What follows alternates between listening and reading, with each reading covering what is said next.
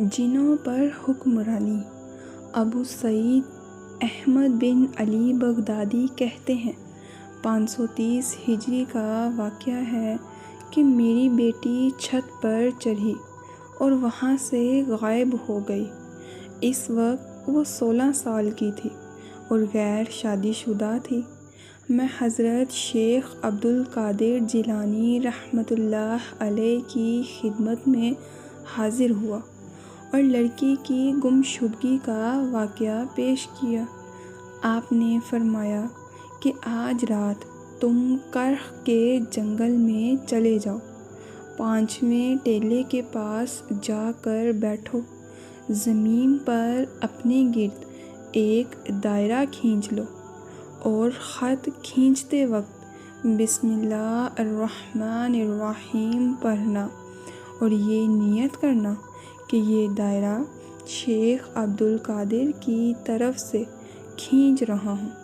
جب تھوڑی رات گزرے گی تو تمہارے پاس سے مختلف صورتوں میں جنوں کا گزر ہوگا، تم ان سے خوف زدہ نہ ہونا۔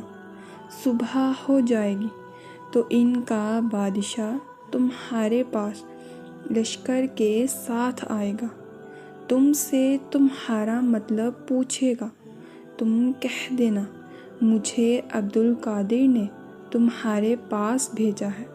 اس کے بعد اپنی لڑکی کا قصہ بیان کرنا۔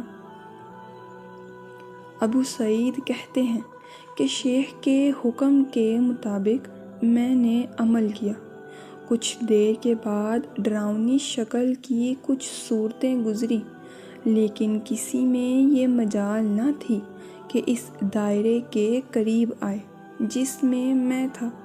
وہ صورتیں رات بھر گروہ در گروہ آتی رہیں، حتیٰ کہ ان کا بادشاہ گھوڑے پر سوار ہو کر آیا۔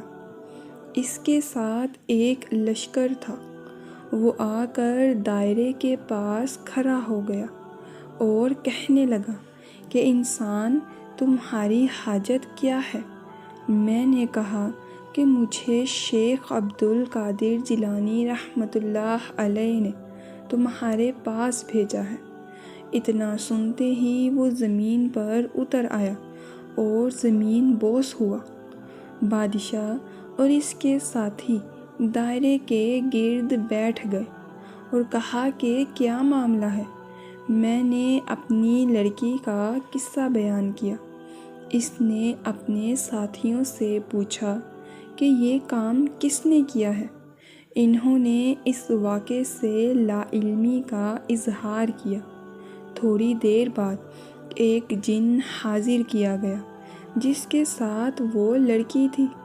اس سے پوچھا کہ تمہیں کس چیز نے اس کام پر مجبور کیا کہ کتب کی رکاب کے نیچے چوری کرو؟ اس نے کہا کہ میں نے اسے دیکھا اور اس کی محبت میں گرفتار ہو گیا۔ بادشاہ نے حکم دیا کہ اس کی گردن اڑا دی جائے اور لڑکی میرے حوالے کر دی۔ میں نے کہا شیخ عبد القادر کا فرمانبردار میں نے آپ جیسا نہیں دیکھا۔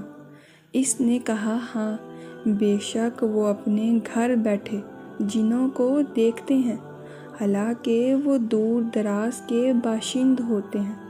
وہ دیکھتے ہی اپنے مکانوں کی طرف آپ کی ہیبت کی وجہ سے بھاگ جاتے ہیں، اور خدا تعالیٰ جب کسی کو کتب مقرر کرتا ہے تو تمام جن و انس پر اسے غلبہ دے دیتا ہے۔